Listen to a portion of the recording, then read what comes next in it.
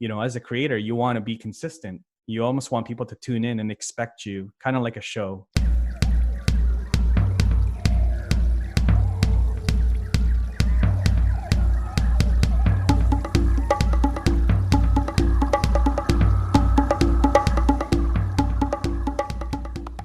Welcome Bala back to the Wild Business Growth Podcast.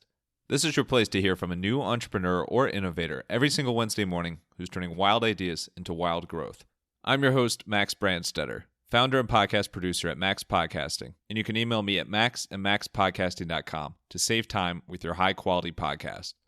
This is episode 131, and today's guest is Rob Balasabas. Rob is the partnership manager at TubeBuddy, and he is an absolute wizard, helpful, whatever you want to call it, just amazing person when it comes to video, live streaming, creating content in that space. In this interview, we talked about how to humanize your brand, creative tips for producing videos and live stream that make an impact on your business and your personal brand, and of course, his long last name, my long last name, everybody's long last name. It is Rob B. Enjoy the show. Alrighty, we are here with Rob Balasabas, one of the most helpful content creators out there, partnership growth manager at TubeBuddy, and just the man. Rob, how you doing today? Thanks for joining. Max, thank you so much for having me on. Super excited to have this conversation with you and really talk about videos and marketing. So yeah, thanks for having me on. Of course. Well, I've actually been dreading this. I can't wait to get off. So I guess we'll have to work that out. But this is really, really exciting. You are just all about quality and helpfulness, and we'll dive into that. Excited to dive into humanizing your brand as well, something you know very well. But before we get into that, when was the first moment that you kind of took that step to go out there in the public eye and start making content and putting yourself out there and producing these videos, things like this, as opposed to kind of staying more to yourself? Oh man, I would say it's probably about a few years ago when I was still working at Thinkific, and we were, we started doing, these monthly newsletters or monthly updates, I guess. And so one of the guys there, Aaron Morin, brilliant guy, still there, killing it. And he was our community manager, and so he was in charge of like putting these video updates together. So he would script it all out, teleprompter, and all this stuff. And I was super nervous, man. He was looking for volunteers, and I didn't volunteer. I think he just kind of said like, "Hey, Rob, you got to do this. Nobody else wants to do this." So literally, it was like 3 lines that I had to say in front of the camera.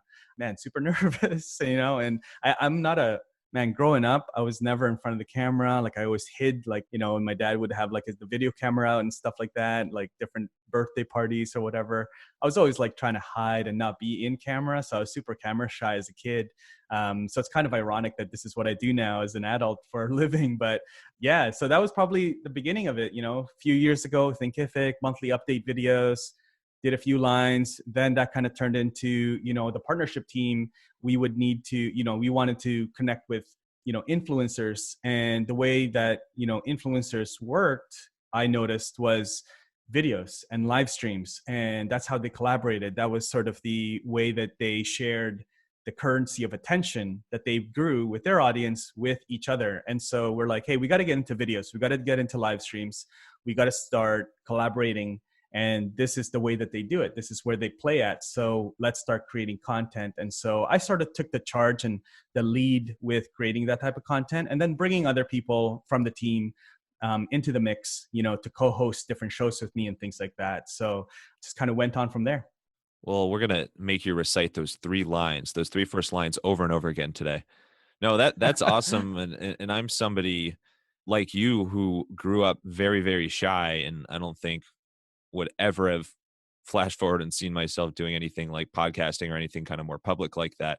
I completely know where you're coming from.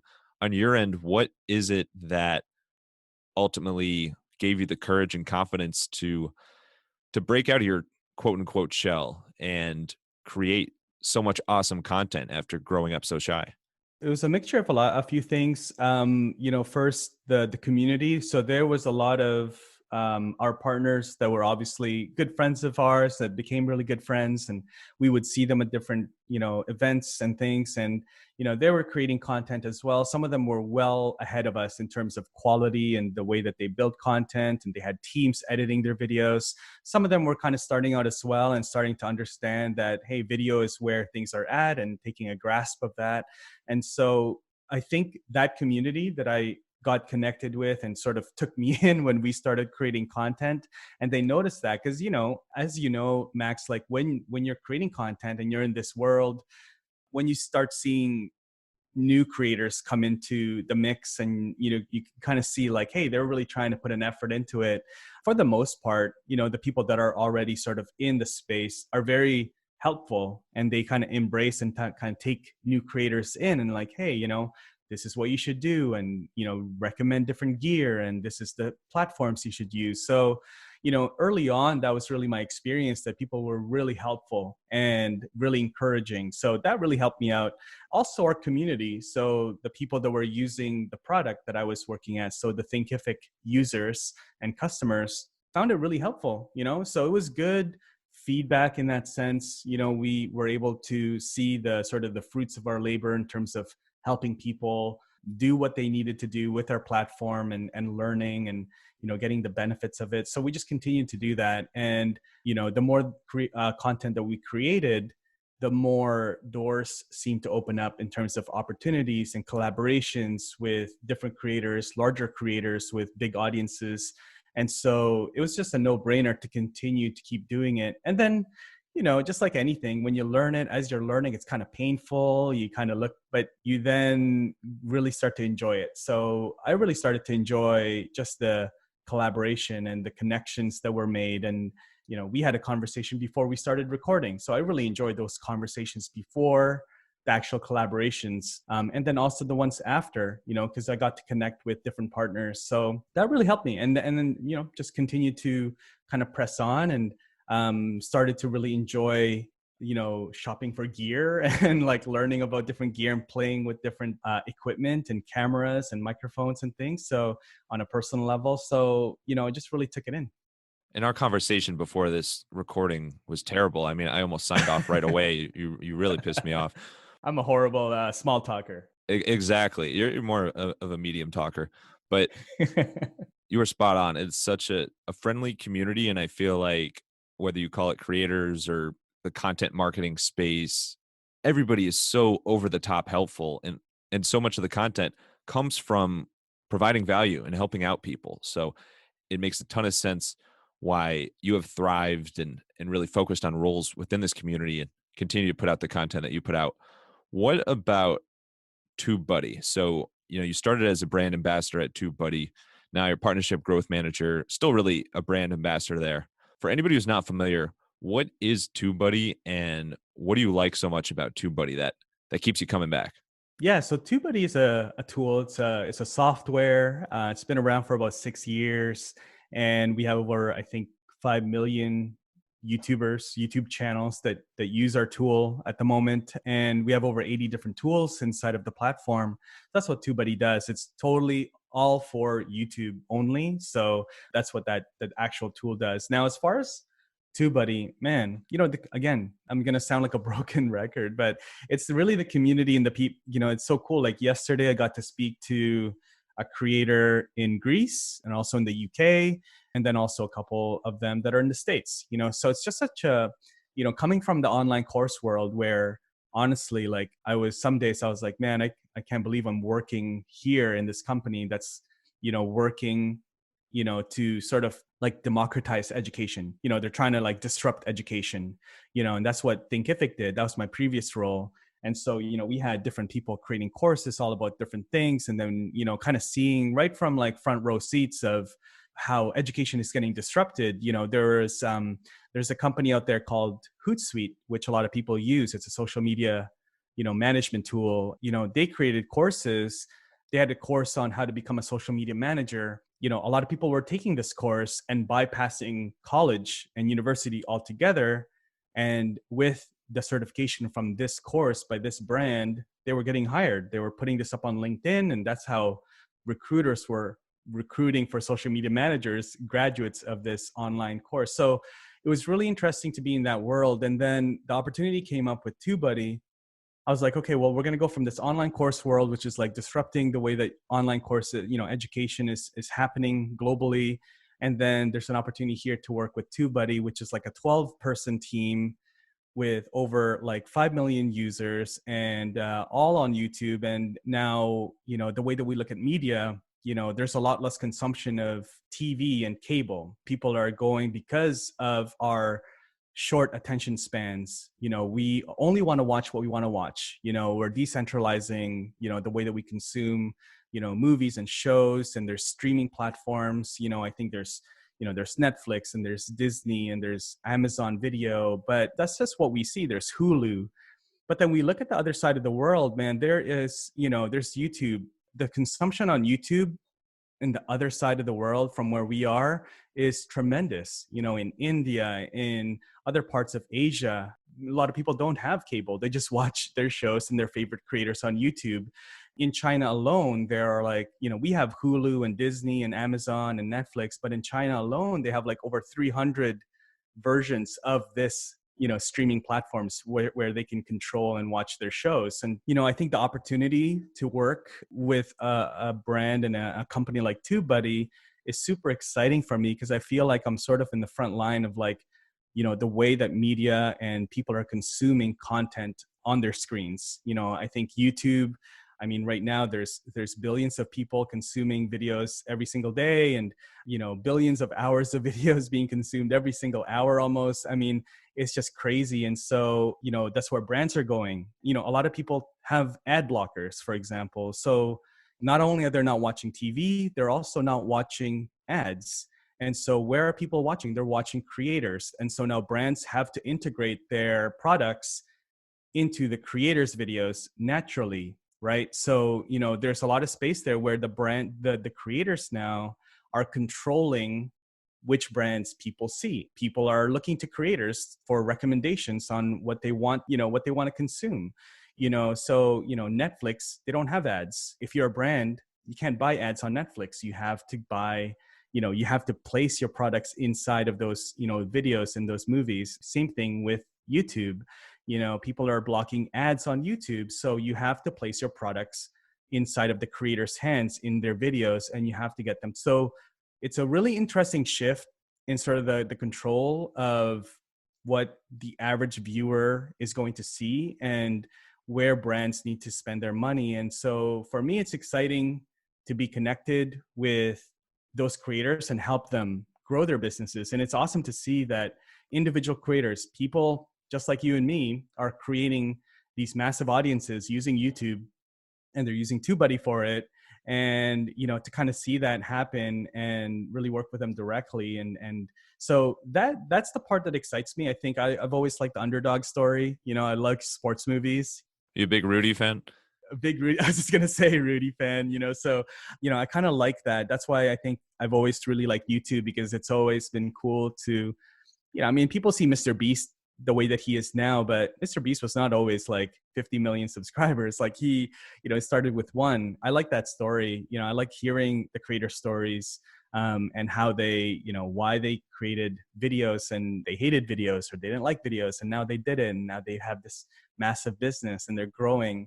Like to your question, that's the stuff that keeps me coming back every day, and, really love what I do. Let's dive into humanizing your brand, something that you know very well. You've kind of done it yourself across brands, and you've helped many others with it. Why is it important to humanize your brand? The way that the internet has made things so easy and efficient for us as a brand, it's kind of easy to hide behind, stock images and just purchase stock images, for example, for your website, to automate a bunch of things, your email campaigns and your autoresponders, and there's chatbots, and there's all these things that have been designed to, save us time, which is great. Being efficient is awesome. It depends who you ask. It depends who you ask. Yeah. So I think naturally, though, what's happened is that a lot of brands have become kind of faceless. Like, you don't know some of these brands, like who is who are the people I'm talking to, and who are they? What are they up to? What are they about? This is something, again, going back to Thinkific. I was number 12. I was employee number 12 there. We were like in a dingy warehouse co-working space when I started. And then when I left 5 years later, it was about 150-ish people there, and in a proper office, with an address. So it was good. And so, 150 people is still very small, relatively. But during that whole time, it was really interesting to kind of see that, the culture, we tried to keep it the same. Like whether it was 100 or 12, like we wanted to keep the culture the same. We wanted to keep that interaction with our users the same, because not only did we grow as a team, but also our user base grew. There was hurdles of like, how do we maintain relationships with partners? How do we maintain relationships with our users and still have like, high touch points with them, but at scale? How do we make them feel like, hey, we're here for you. There's somebody here that like not only do you know the brand, you also know Rob, or Patty, or Andrea. That's something that we made a conscious effort to do. And so with the opportunity at TubeBuddy, I thought, from an outsider's point of view, I thought that they were like, there was over 100 employees here, just knowing the numbers and how many users they had, like kind of doing the math. I was like, they can't. And then when I joined, and having started to have conversations with Phil and Katie, I realized they said that there's only 12 of them. I was like, that's incredible. Like how you guys have done that and still feel like a small team where you are available, you are present in like different communities online. You take the time to, go to conferences, and even small conferences and things like that. So I felt that like right away, that was really in line with, how I like to do things and what I'd like to do with my career. And so they were looking for somebody to just essentially keep doing that, continue those relationships. And so I think even now, the culture of TubeBuddy is still very much humanizing the brand, using videos to do that, using live streams to do that, so that we can get real-time engagement. And I think it's more important now than ever, because right now when we're recording this, we are, for the most part, the world is locked down. We can't go to conferences, we can't go and travel, which is usually that time where that opportunity where a brand can have face-to-face interactions with their customers, but we can't do that right now. Big brands can't do that, small brands can't do that.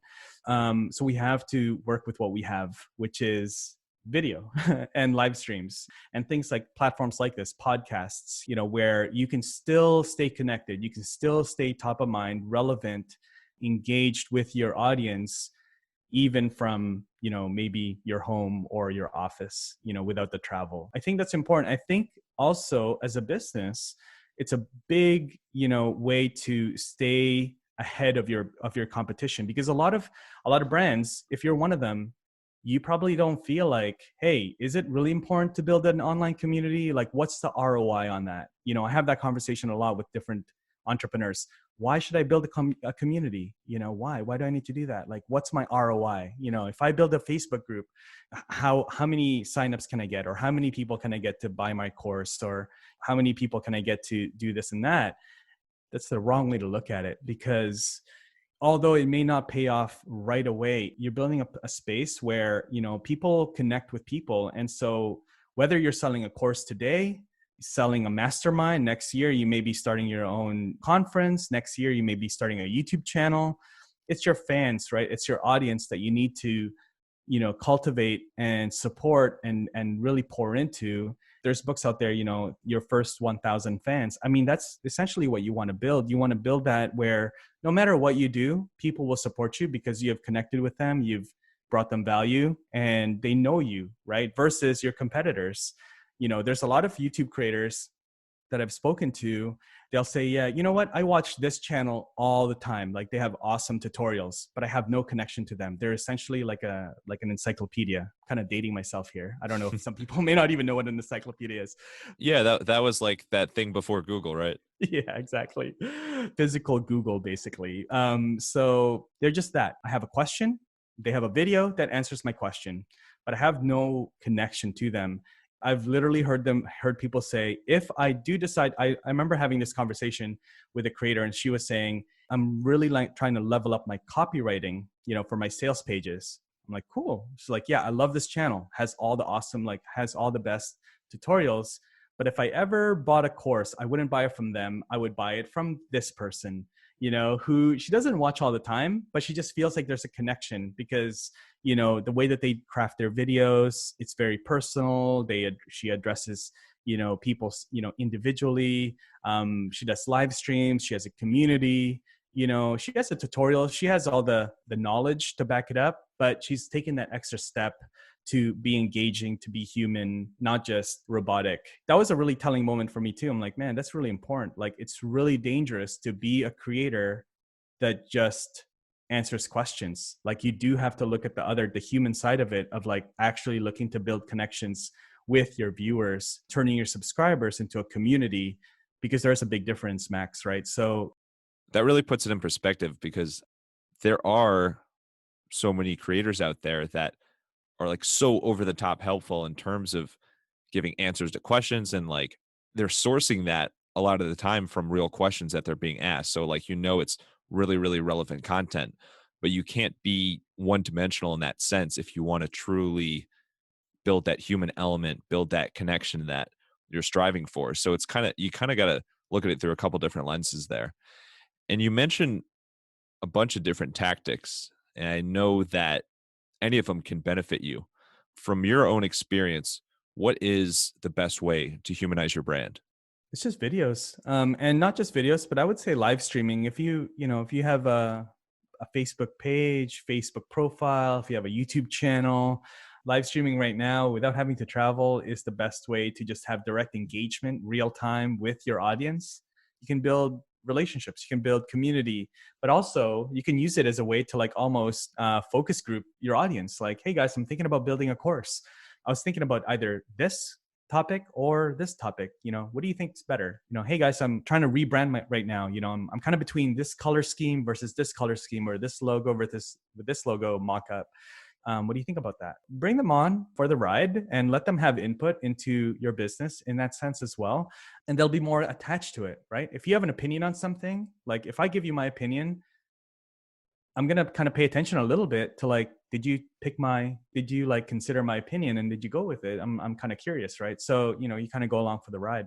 So I think, yeah, live streaming, if you have the channels to do that, there's tools out there that make it super easy these days, literally, a couple clicks and you're live, in a really fancy looking like studio setup on Facebook Live or YouTube Live.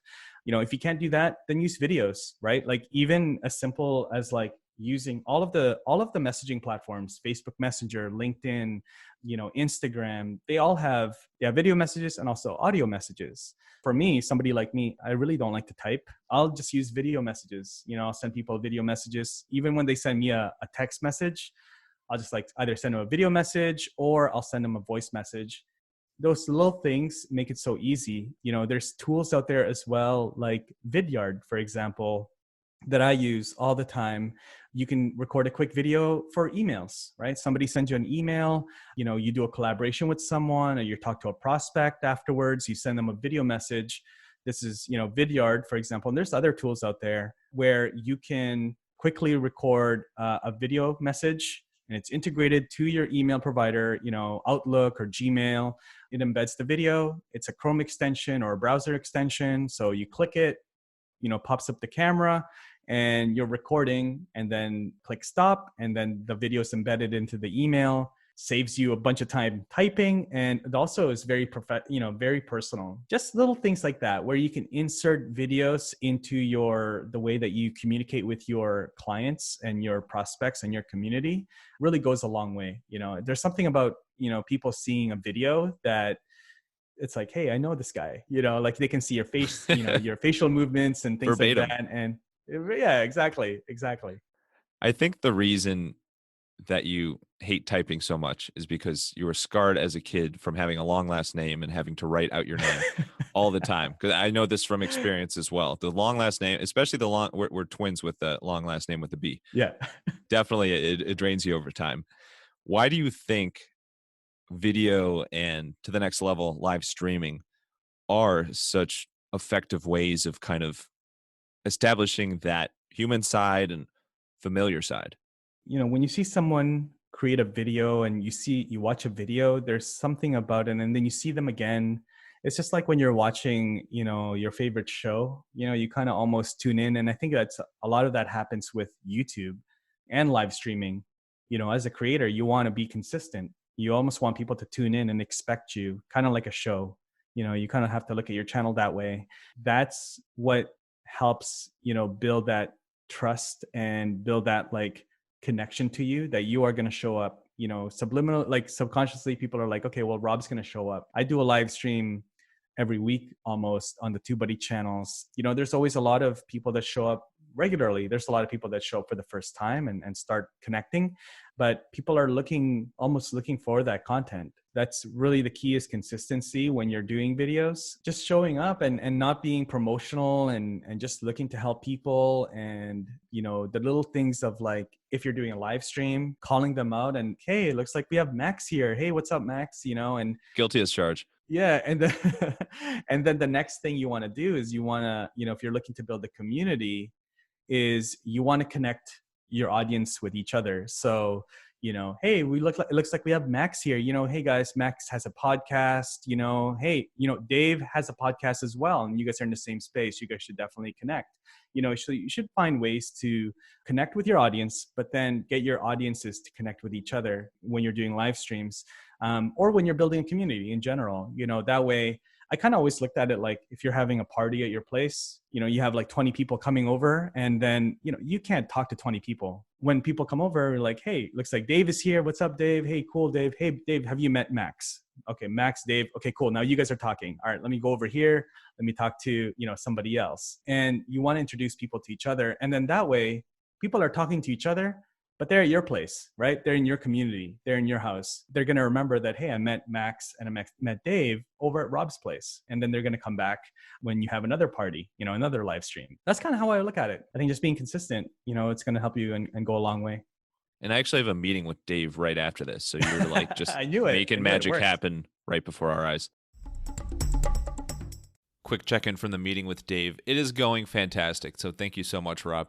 If you want a podcast for yourself, for your brand, but you don't want to do all those things that take up tons of time behind the scenes, for example, podcast editing, email me at max@maxpodcasting.com. I will take so many hours of podcast work off your plate and free them up for however you want to spend them. Now, let's see what Rob would discuss with the Dave of creative video and live streaming creation. Let's switch gears a little bit. Let's get to inspiration and creativity. In terms of creative process, what are some key tips that you can share from your background in doing so many videos, so many live streams, in terms of, creating videos and live streams that are really creative and clever? I mean, first, like I said, consistency is probably the main thing. As far as like formats of videos and live streams, I've always tested different things, so different formats, different lengths of live streams. Recently, I've been trying to test shorter live streams, 15 to 20 minute live streams versus 45 to 60-minute live streams that I've done in the past on the TubeBuddy channels. So trying to see if that brings more engagement. Testing promotion as well. So you can schedule live streams ahead of time and get people to RSVP, so they get a reminder on Facebook or YouTube when you go live. Testing a bunch of those things, testing formats of guests. So not just, having one guest, but now doing maybe 3 or 4 guests at a time, so that there's a panel discussion, which actually is starting to seem like makes a lot more sense for what we're doing in our channel. As far as standing out, I think the main thing is, make sure that you do have a plan. You have a game plan. You have what's called a run of show for a live stream, so that your introduction, what you're going to say, the introduction for your guest, some questions, prepare questions ahead of time. A lot of people say like, hey, I just want to go, I want to freestyle it. I just want to have a really casual conversation. I thought you were going to break out a rap verse. Start beatboxing? No. Have a few questions prepared so that you're not flustered with like, oh man, what am I going to say? And so then even if you do have a really good conversation with someone, maybe someone you know really well and it's very organic, if there's a moment where you're like, oh man, what should I talk about next? Like, it seems like we've really dug into this topic. Let's change gears. Then you can go back to your list of questions and like, oh yeah, that's a good one. Let's go in here, right? And then have a way to like wrap it up. And then in between that, as a business, you want to then think about like, where can you inject, some calls to action, drive people to your YouTube channel or download your free guide or sign up for your free course. That's important. So you need to make sure that there's a place for that as well. Having a run of show and an outline for your show is important. Send that over to your guest ahead of time so that they can prepare some talking points, so then they feel good, they look good, which in turn will likely have them sharing that piece of content, that video, if it's on YouTube or Facebook. More likely they'll share it with their audience if they felt really good about the interview. Empower them to bring a lot of value to the session, to the collaboration, by giving them the questions ahead of time. If you want to have like some, trivia, fun icebreaker questions, kind of surprise, rapid fire, you can do that as well. But like, give them the actual like interview questions ahead of time. Which is really interesting because I think that's very different on live streaming versus podcasting, because I think podcasting, a lot of the times you have the most natural conversation by providing an outline or at least giving the guest an idea of what's to come. But then, especially if the conversation's a bit longer, the natural conversation can come out and it can kind of pivot a bit based on what is being said earlier. It can kind of change the course of the conversation. Whereas live streaming, especially if it's something that you're doing that's a bit shorter as you're testing out, it is really key to make sure at least your guest knows what's coming. At least your guest knows what to expect. So you can jam pack that value in there. And speaking of creativity, let's get to the wild business shout out of the week. The wild business shout out of the week. It's awesome. Wild business shout of the week. This is where we talk about a campaign or approach that caught our attention. And there's something with MailChimp, and I'm not quite sure if I'm pronouncing that right. You mind explaining that? Yeah, it's probably about a year and a half, maybe 2 years ago. It still, comes to mind when you ask me this question, is MailChimp. MailChimp is a email, CRM tool. And a lot of people actually misspell it when they're doing Google searches for this, or they're typing it in, or when they're just talking about it. So, they'll say like mail shrimp, or like just a bunch of different ways where they misspell this thing. So yeah, MailChimp, they created actual websites, like full on graphics, full on like pages for all of the different ways that people misspelled MailChimp. They just rolled with it. They just like totally went deep into it. And, mail shrimp, for example, was one of the ways. And they made a logo, they made this whole like character, the shrimp that was like doing a bunch of emails and stuff like that. It was hilarious. And I'm just picturing like the Bubba Gump and Forrest Gump ties. yeah, exactly. It was so brilliant. And it's just really smart that, they just owned it. They just owned all of the typos, and they ran it. It's awesome. I love when brands do that. Those are golden opportunities when it's just little typos or mistakes, like little funny things like that. Those are golden opportunities to turn it into something really clever and breakthrough from a marketing standpoint. And and we see this in the music world as well. Like sometimes the artists that have the biggest following are those that just don't take themselves too seriously and are able to like turn stuff into memes after people are joking about it. Like Drake, for example, like is famous or infamous for getting made fun of a ton, but just fully embracing it. And so you can do that same thing as a brand, and to your point, humanize it. So let's wrap up with some rapid fire Q&A. You ready for it? Let's do it. All right, let's do it. Let's get wild. You are based out of Vancouver. What's your favorite part about living in Vancouver? The mountains. Well said. Very well said. That's the high point of the interview. How about quirks? What is something maybe a family member or friend calls you out for that's a little quirky about your personality, but it's who you are? I say awesome a lot. People have called me out Awesome. recently about that. Yeah, I think as like a video or podcast creator, that is the biggest trap ever. Is it's just so easy to say. It's awesome to say. And then what is a frustrating video mistake that you still to this day find yourself making way too often? And I'm not going to let you say saying awesome. Not looking at the camera all the time. Yeah, that's key. I'm sorry, I'm sitting backwards for this interview, but Rob, thank you so much. This has been awesome. Really, really appreciate your time and tips.